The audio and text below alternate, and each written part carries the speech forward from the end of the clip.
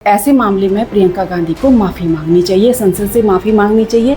जिन्होंने प्रियंका गांधी की इस हरकत के खिलाफ लोकसभा अध्यक्ष को चिट्ठी लिखी है। शिक्षाविद की इस तरह की निंदा ना करे, इस तरह की टिप्पणियां ना करे कि प्रियंका गांधी को माफी मांगनी होगी। ओम बिरला को लिखी गई इस चिट्ठी में इन प्रोफेसर्स ने, इन वैज्ञानिकों ने क्या मांग की है? करना उनका अपमान है, तो ये अपमान नहीं सहेंगे अब। पिछले दिनों आपको याद होगा जब प्रियंका गांधी वाड्रा ने लोकसभा के पटल पर प्रोफेसर कामाकोटी के खिलाफ टिप्पणी की थी और गौमूत्र पर उनके कार्य की खिल्ली उड़ाई थी, ये कहा जा सकता है।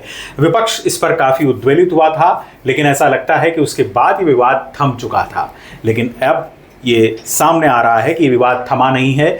14,000 प्रोफेसर और शिक्षाविद ऐसे हैं, जिनमें वैज्ञानिक भी शामिल हैं, जिन्होंने प्रियंका गांधी की इस हरकत के खिलाफ लोकसभा अध्यक्ष को चिट्ठी लिखी है। ओम बिरला को लिखी गई इस चिट्ठी में इन प्रोफेसर्स ने, इन वैज्ञानिकों ने क्या मांग की है, बताएंगी हमारी सहयोगी सीमा शर्मा। सीमा, आप किस किस्म की चिट्ठी है और प्रियंका गांधी के इस बयान पर इतने उद्वेलित ये सारे लोग क्यों हैं?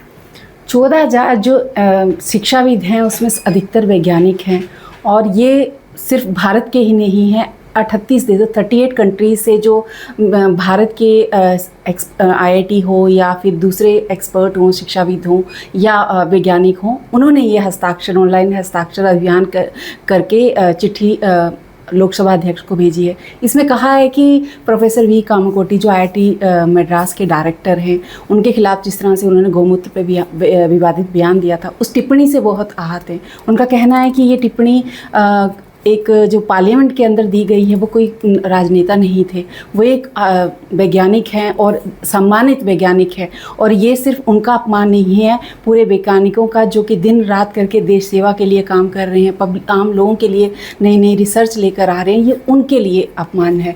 और ऐसे मामले में प्रियंका गांधी को माफ़ी मांगनी चाहिए, संसद से माफ़ी मांगनी चाहिए कि इन फ्यूचर। और साथ में ही उन्होंने लोकसभा अध्यक्ष को पत्र में यही नहीं लिखा है कि प्रियंका गांधी माफ़ी मांगे, साथ में ये भी लिखा है कि इन फ्यूचर भी कोई इस तरह का सांसद, कोई भी राजनेता, किसी भी वैज्ञानिक की या किसी भी शिक्षाविद की इस तरह की निंदा ना करे, इस तरह की टिप्पणियां ना करें, वो भी जवाबदेही तय की जानी चाहिए।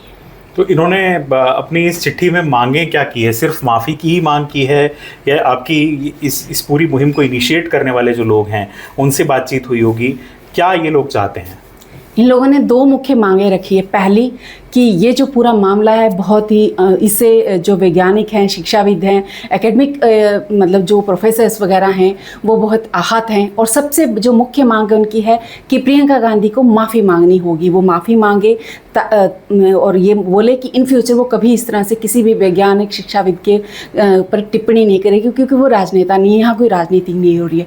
दूसरा, उन्होंने जो अपने हस्ताक्षर अभियान वाला जो पत्र भेजा है, उसमें ये डिमांड करी है लोकसभा अध्यक्ष से कि इन फ्यूचर कोई भी सांसद, कोई भी राजनेता, किसी भी वैज्ञानिक की, किसी भी, वो उनका काम है, वो अपनी किसी रिसर्च के बेस पर बोल रहे हैं, उसका मजाक ना उड़ाया जाए, उनका उपहास करना सभी शिक्षाविदों का, वैज्ञानिकों का मतलब इस तरह से उनका करना उनका अपमान है। तो ये अपमान नहीं सहेंगे अब। और इस पूरी मुहिम के बाद आपको क्या लगता है सीमा, कि एक बार फिर से जो सियासी विवाद थम गया था या दूसरे मुद्दे आ गए थे, वो एक बार फिर से अब ऐसा लगता है कि दोबारा असर उठाएगा और प्रियंका गांधी का जो पीछा नहीं छोड़ेगा? बिल्कुल नहीं छोड़ेगा। उस लेटर में ये उन्होंने जो सबसे नीचे एक पॉइंट और लिखा है कि ये जो भी 14,000 हैं, अभी इसमें और ऑनलाइन हस्ताक्षर अभियान अभी जारी है, 14,000 वाला जो है वो कल भेजा गया लेटर है, इसमें भी और लोग जुड़ रहे हैं।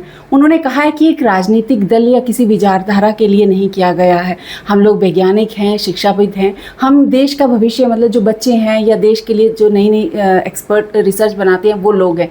तो यहाँ पे किसी विचारधारा के लिए कि कल अगर कांग्रेस या विपक्ष का कोई भी बोल देगा कि ये तो बीजेपी प्रेरित है या RSS के लिए, जैसे कहा जाता है कि इनके लिए काम करने वाले वैज्ञानिक है, तो हम लोग किसी विचारधारा या किसी चीज़ के लिए नहीं कर रहे, इसमें किसी तरह की राजनीति नहीं है। हम लोग एकेडमिक एरिया से जुड़े हुए लोग हैं और हम चाहते हैं इसमें किसी तरह की कोई राजनीति ना हो, लेकिन माफ़ी मांगनी पड़ेगी। अब देखना है कि प्रियंका गांधी या विपक्ष इसको किस तरह से लेता है, क्योंकि जब से प्रोफेसर वी कामाकोटी के ऊपर वो सिर्फ उनके ऊपर ही नहीं, कई लोगों के, जब गोमूत्र रिसर्च की बात आती है कि गोमूत्र से बीमारियां ठीक हो सकती हैं, या आयुर्वेदिक की बात की जाती है, जब कोविड में कहा गया था कि काढ़ा से ठीक हो सकता है, तब भी विपक्ष ने काफ़ी बोला था कि आप काढ़ा पीजिए और कोविड को भगाइए। तो उन्होंने उस टाइम भी उपहास उड़ाया था, मतलब हम जब कोविड के लिए वैक्सीन बनी थी भारत में, तब भी कहा गया था कि नहीं, ये वैक्सीन नहीं लगानी चाहिए, इसे मर जाएंगे, कुछ हो जाएंगे। लेकिन पूरे भारत ने लगाई, लेकिन कुछ नहीं, इवन कई कंट्रीज़ में भारत ने वो वैक्सीन भेजी तो सब लोग ठीक थे। तो ये मतलब सीधे सीधे वैज्ञानिकों के ऊपर या इस तरह की कोई भी रिसर्च आती है, ये इस तरह से किया जाता है तो विपक्ष अक्सर बोलता है। तो इसी पुराने जो मामले हैं, जैसे कोविड के टाइम पे काढ़े पे विवाद हुआ, तो उसी को लेकर अब ये इन्होंने कहा कि हम काफ़ी समय से देख रहे थे, अब हम चुप नहीं रहेंगे।